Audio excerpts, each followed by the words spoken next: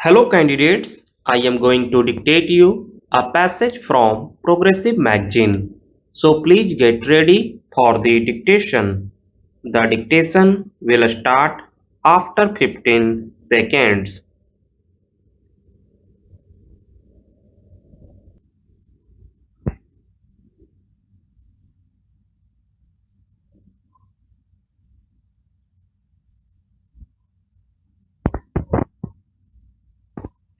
55 years ago, this day, almost at this hour, the Constituent Assembly met in this hall to herald India's freedom.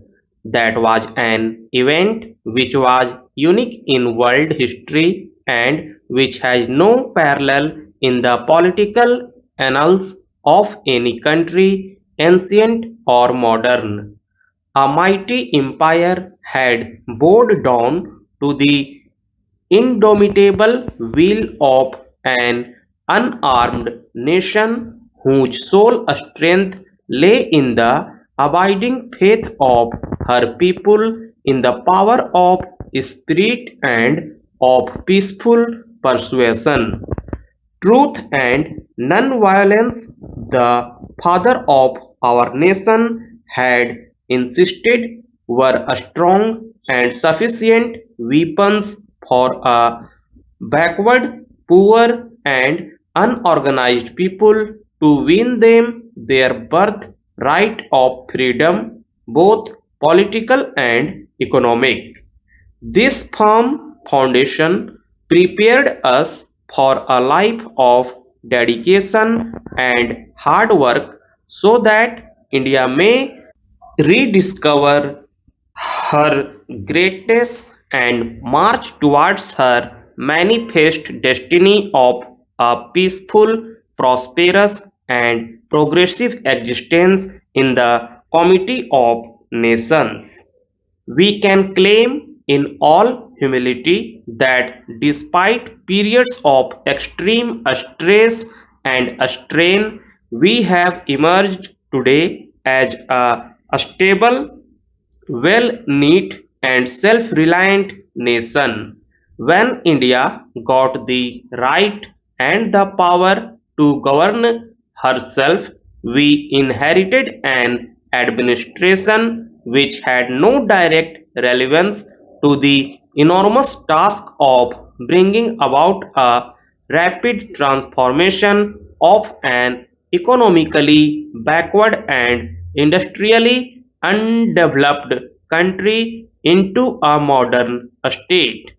Independent India's constitution laid great emphasis on the promotion of welfare of the people by securing and protecting effectively a social order in which justice, social, economic, and political shall inform all the institutions of national life. In election to our legislatures, adult franchise was deliberately introduced so that the governments formed would have the widest possible representative character. It also meant that the people's needs and the people's voice should be the dominant consideration in all affairs of a state. Our parliamentary system provides the necessary means and machinery for a process of orderly change and revolution by general consent. Politically, we have proved ourselves as a mature nation. All external threats to our national integrity and attempts at internal disruption have been dealt firmly by the united will of our people. Our strict adherence to the rule of law, the preservation of a judicial system capable of responding to the needs of a changing social order are manifestations of good government.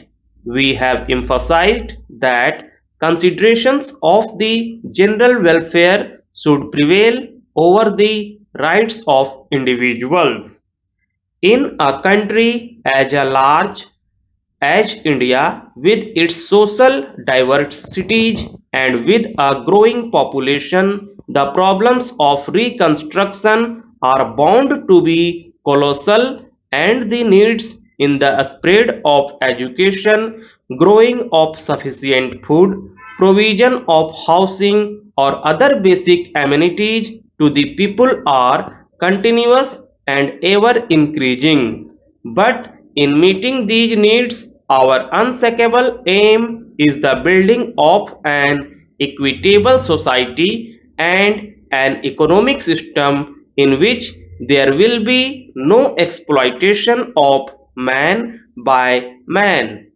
We have yet a long way to travel before we can make any claim to success.